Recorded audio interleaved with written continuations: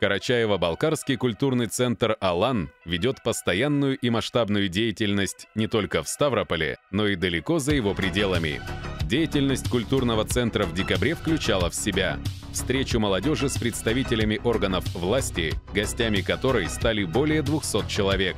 интеллектуальную викторину на базе Аграрного университета, интеллектуально-развлекательную викторину «Квиз», посещение творческого вечера, организованного культурным центром «Адыги», постоянные игры клуба любителей футбола «Абадан»,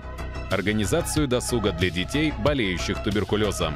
представление карачаево-балкарского народа, проживающего на территории Ставропольского края, на Всероссийской выставке «Дни регионов России» в Москве, организацию онлайн-конкурса «Алгыш», встречу со студентами СКФУ, мастер-класс по росписи на одежде, сборы актива для подготовки мероприятий, организацию игры «Квиз для своих», проведенную специально для карачаево-балкарского населения города Ставрополя, поход на каток, организованный для карачаево-балкарской молодежи, работу над дублированием мультфильма на родной язык.